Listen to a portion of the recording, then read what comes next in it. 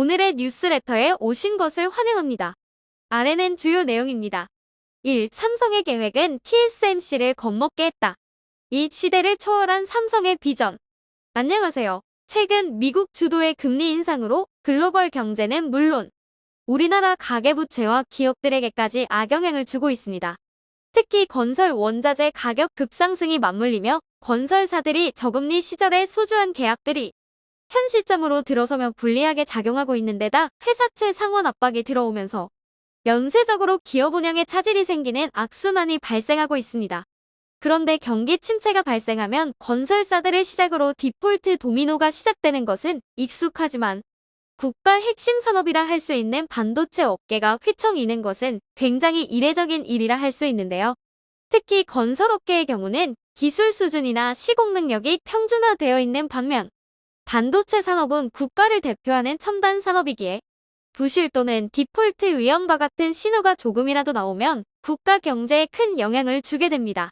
그런데 최근 삼성전자와 글로벌 파운드리 시장에서 치열한 점유율 싸움과 기술력 경쟁을 하고 있는 대만의 TSMC에서 반도체 경기 악화에 따른 현금성 자산의 부족과 향후 투자 감소 등 연이은 악재가 나오면서 삼성에게 파운드리 주도권을 완전히 내주게 될 수도 있다는 관측이 나오고 있습니다.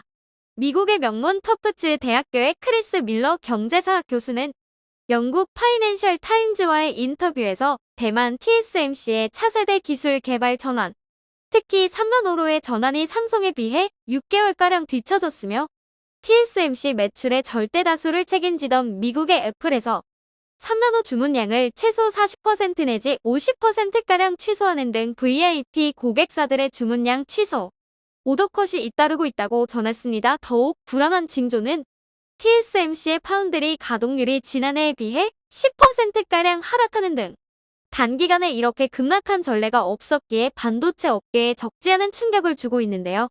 물론 이런 시장 분위기는 TSMC에만 국한된 것이 아니라 같은 업종인 삼성전자에게도 마찬가지이지만 왜 삼성에게 유리한 일이 되었는지, 그리고 삼성이 보유한 천문학적인 현금과 근 10년 만에 다시 시작되는 반도체 치킨 게임이 다시 한번 나타나게 될 상황을 자세히 알아보겠으니 얼마 전까지만 해도 TSMC 측에선 역대급 실적을 기록했다는 소식이 전해지면서 파운드리 산업의 절대 강자로 군림하는 것이 당연시 되어 왔습니다.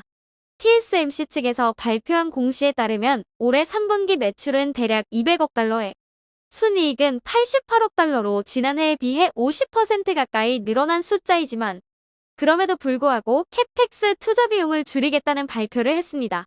기존에 목표한 450억 달러 수준의 투자 지출에서 100억 달러가량 감소한 360억 달러로 투자를 감소한다는 결정인데요. 삼성대 기술 경쟁으로 투자를 아끼지 않겠다던 TSMC가 긴급하게 투자를 줄이고 현금을 확보하려는 이유가 있습니다. 11월 2일자 대만경제일보와 디지타임즈에 따르면 미국의 애플에서 TSMC 3나노 공정의 주문량을 최대 50%가량 취소하면서 내년도 매출과 현금 흐름에 부정적인 영향을 주게 될 것이란 전망이 나오고 있기 때문입니다. 미국의 애플사는 대만 TSMC 매출의 절대 다수를 차지하고 있기에 일각에선 미국이 대만을 버리는 게 아니냐는 우려까지 나오고 있는데요.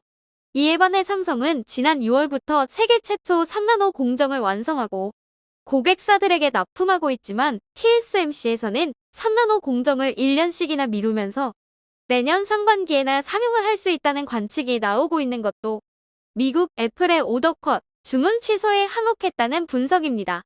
이런 분위기는 앞으로 TSMC 경영활동에 매우 큰 영향을 주게 될 수 있는데 TSMC가 확보해둔 현금성 자산의 한계가 드러나고 있기 때문입니다.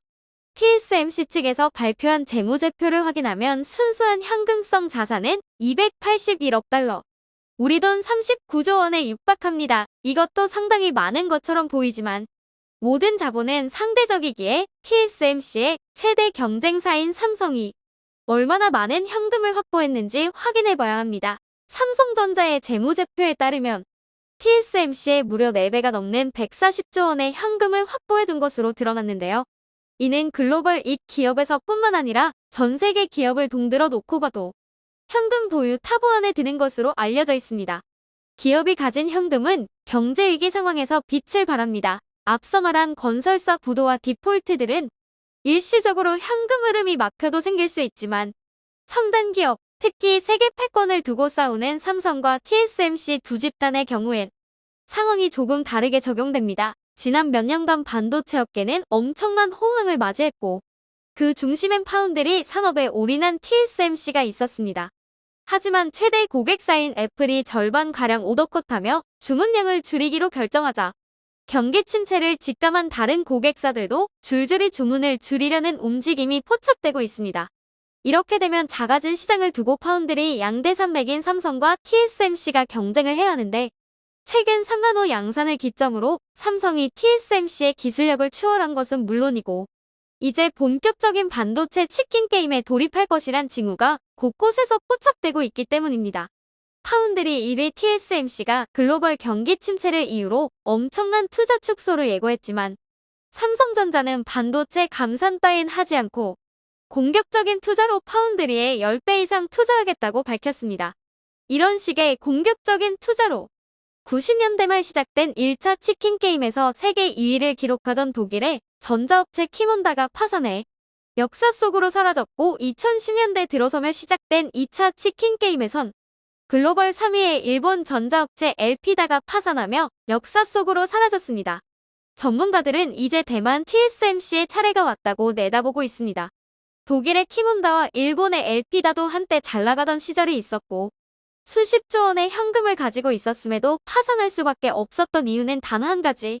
순수한 현금 보유량이 삼성보다 부족했기 때문입니다. 대만의 반도체 투자가 주춤하는 사이 삼성전자 측은 한국과 미국의 파운드리 공장 부지 10곳을 확보했다고 밝히면서 2025년엔 2나노 공정, 2027년엔 1.4나노 공정을 도입하겠다며 대대적인 선언을 했습니다. 투자 금액도 명시했는데요. 기존 파운드리 투자 금액의 10배에 달하는 지금과 같은 경제 위기에 상상하기 어려운 공격적인 투자에 나선다는 것입니다. 이를 통해 현재 16%에 불과한 파운드리 점유율을 5년 내로 40% 이상 끌어올려 TSMC를 제치고 업계 1위로 도약한다는 계획입니다. 미국발 금리 인상으로 세계적인 경제 위기가 촉발되는 가운데 삼성의 이런 자신감은 어디서 나오는 것일까요? 이미 쌓아둔 140조 원의 현금도 있지만 한 해 평균 50조 원 이상의 순이익을 기록하는 삼성이기에 2024년을 기점으로 순수한 현금만 200조 원을 넘길 것이란 전망이 나오고 있습니다. 삼성전자의 압도적인 현금은 세계에서도 인정받으며 글로벌 신용평가 기관인 무디스에서 삼성전자의 신용등급을 AA 단계로 책정하고 있습니다. 이는 대한민국 정부와 프랑스 정부의 신용등급과 똑같은 수준이며 AA3 등급인 영국, 대만, 홍콩보다 한 단계 높은 등급입니다. 게다가 A1 등급인 일본, 중국보다는 2단계 높은 등급으로 삼성전자 기업이 얼마나 높은 신용도를 가지고 있는지 알 수 있는 지표입니다. 그런데 더욱 놀라운 점은 과거 한국 전자업체와의 경쟁에서 밀려 완전히 도태되었다가 최근 들어 다시 살아난 일본의 전자업계가 확보한 모든 순수한 현금을 합쳐도 삼성전자의 20%에 불과할 정도라고 하는데요. 파나소닉, 도시바, 소니, 히타치 등 일본의 모든 전자업계가 확보한 순수 현금은 29조 원에 불과합니다. 대만 TSMC가 가지고 있는 39조 원보다 10조 원이나 모자른 것으로 90년대 세계 1위를 호령하던 일본의 전자산업이 얼마나 뒤처졌는지 알 수 있는 대목입니다. 2차 반도체 치킨 게임으로 파산한 독일과 일본은 삼성전자의 이 같은 행보의 혀를 내두르고 있습니다. 이번엔 대만 TSMC가 자신들과 같은 처지에 놓일 것이기 때문인데요. 해외 매체에서는 삼성의 기형적인 현금 보유량을 두고 삼성은 지금과 같은 경제 위기만을 기다려왔을 것이란 표현까지 하고 있습니다. 삼성이 여타 경쟁업체들을 누르고 시장 점유율 1위로 도약했던 계기들은 전부 경제 위기가 껴있었으며 이런 경제 위기 속에 그동안 쌓아둔 현금으로 공격적인 투자와 치킨 게임을 벌여 경쟁업체가 버티지 못하고 항복하게 만드는 작전을 써왔기 때문입니다. 게다가 대만 TSMC가 삼성과 치킨 게임에서 필패할 수밖에 없는 요인이 또 한 가지 있습니다.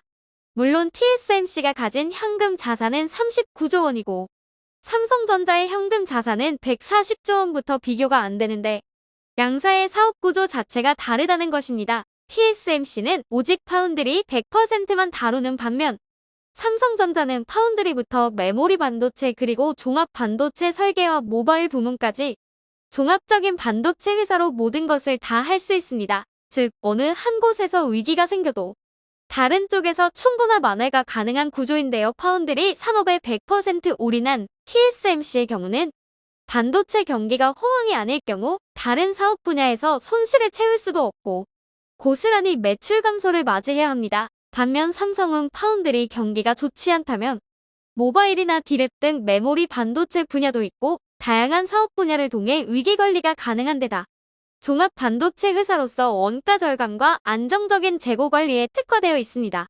예를 들어 주문량이 줄은 파운드리 분야에서 사용하던 반도체용 소재, 장비, 부품 등이 디랩과 같은 메모리 반도체에서 일부 호환되는 것이 있기에 다각도에서 위기 관리가 가능하다는 것입니다.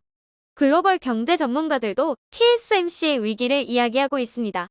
파운드리에 올인하면서 회사를 키울 수 있었지만 스스로 자체적인 설계 없이 매출을 일으킬 수 있는 수단이 없기 때문에 지금 같은 상황에서 파운드리 올인은 TSMC의 경영 상황을 발목 잡을 것이란 진단입니다. 앞서 말한 미국 터프츠 대학교 크리스 밀러 교수가 주장한 내용의 핵심도 이와 동일합니다. 삼성보다 20년 먼저 파운드리에 진입한 TSMC의 호황기는 이제 끝나고 있고 파운드리에 뛰어든 지 5년 차인 삼성전자가 이미 TSMC의 기술력을 6개월 이상 추월했으며 지금 같은 속도면 2나노와 1나노에서도 삼성전자 기술력에게 밀리면서 TSMC의 강점이 모두 사라지게 될 것이라는 것입니다. 역사적으로 삼성전자가 경쟁업체를 한계까지 몰아갔던 적은 두 가지 공통점이 있습니다. 경쟁업체 기술력이 삼성보다 뒤처질 때, 그리고 경쟁업체가 가진 현금이 삼성보다 적을 때 현재의 TSMC는 이 두 가지 조건을 모두 만족합니다. 독일과 일본의 반도체 신화가 삼성과의 치킨 게임으로 무너진 것처럼 삼성의 우수한 기술과 자본뿐 아니라 삼성의 비전도 TSMC보다 우월합니다. 시대를 초월한 삼성의 비전. TSMC가 생산을 중단한다고 밝힌 비런 테크놀로지는 지난달부터 미국의 대중국 반도체 판매 규제 강화에 따라 구매할 수 없게 된 엔비디아의 A100, H100 등 데이터 센터용 GPU 그래픽 처리 장치를 대체할 수 있는 GPU를 생산하는 중국 반도체 업계에서 매우 중요한 업체인데요. 비런의 GPU 위탁 생산이 중단됨에 따라 중국 반도체 업계는 얄벼락을 맞게 되었습니다.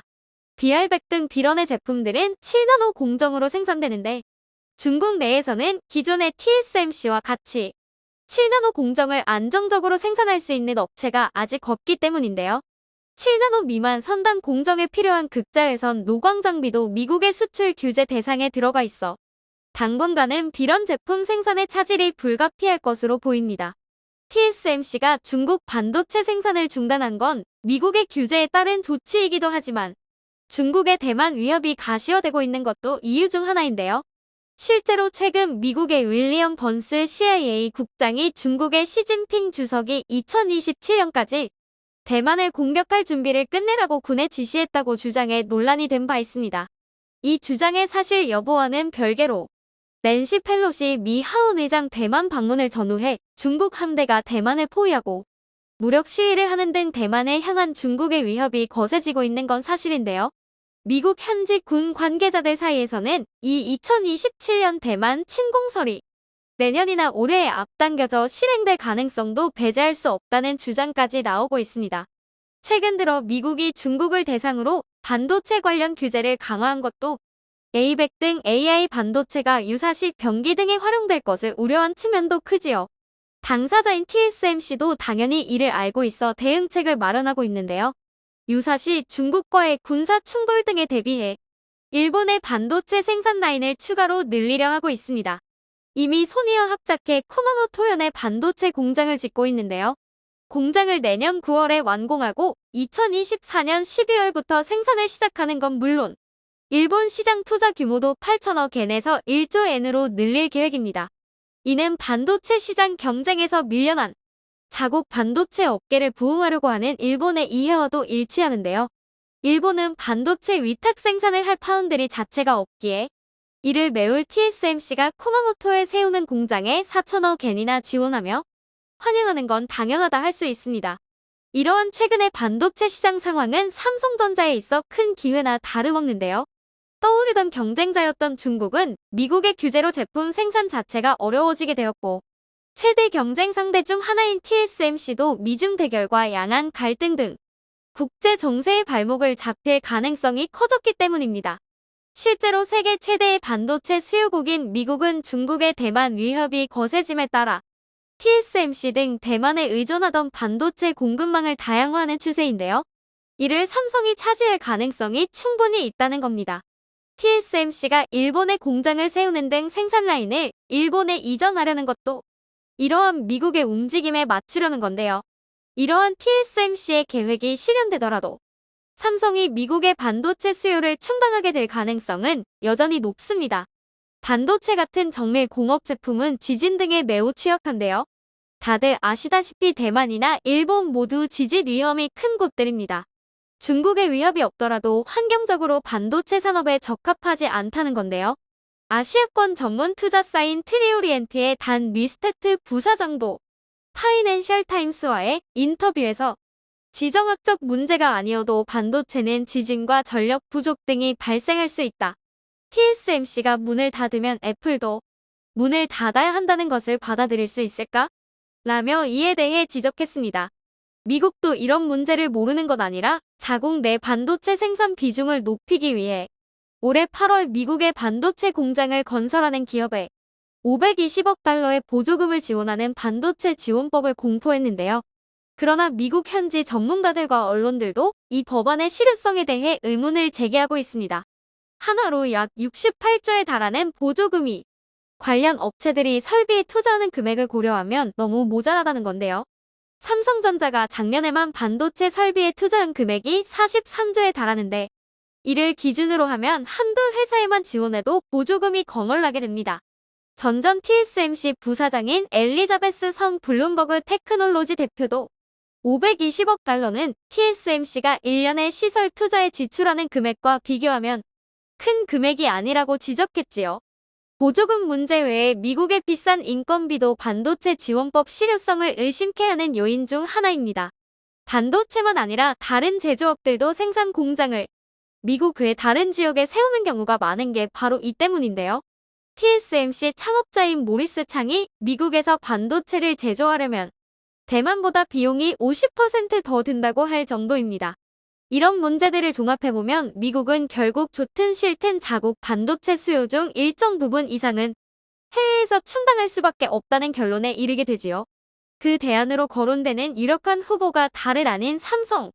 삼성은 TSMC의 가장 큰 약점인 지정학적 리스크가 없으면서 그들의 기술력을 대체할 수 있다는 큰 장점이 있는데요.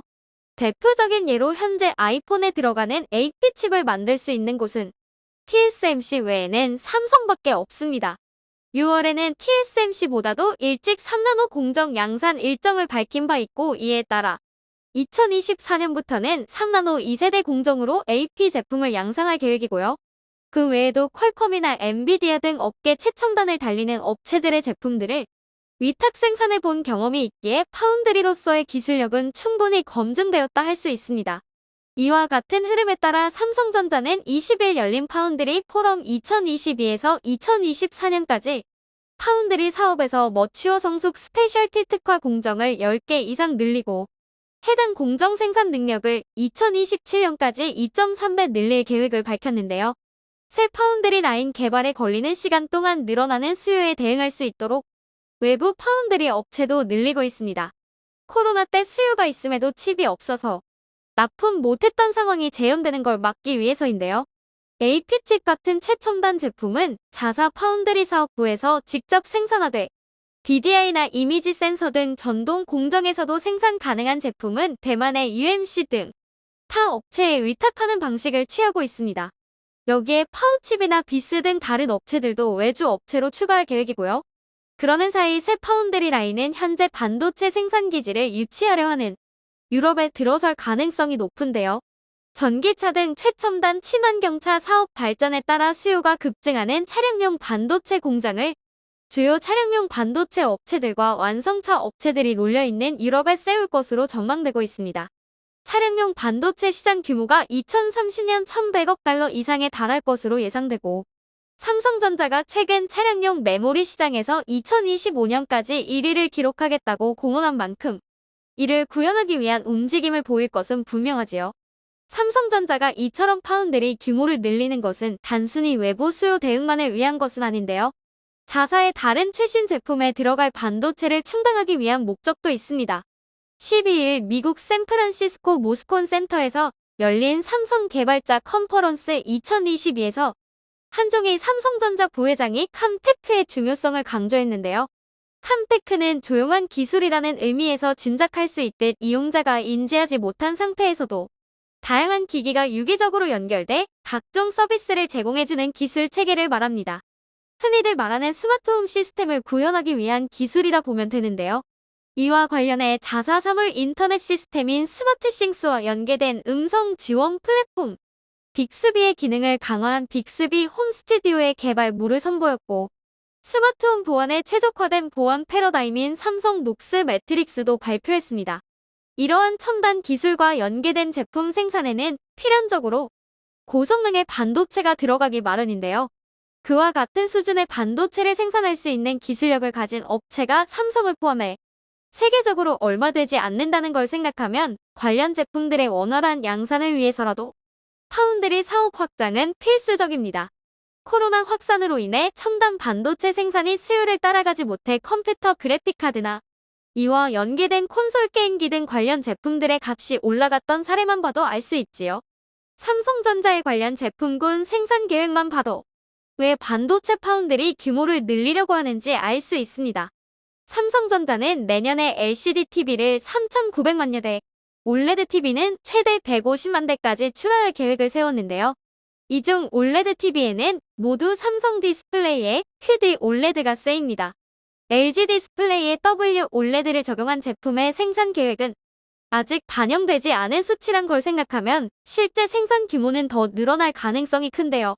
이러한 디스플레이 생산 수요를 충당하기 위해서라도 해당 제품에 들어갈 반도체 생산량을 지금보다 늘려야 합니다. 그런 점에서 삼성의 반도체 파운드리 사업 확장은 반도체 산업 자체는 물론 삼성전자 전체의 성장과 발전을 위한 행보라고 할 수 있지요. 시청해주셔서 감사합니다.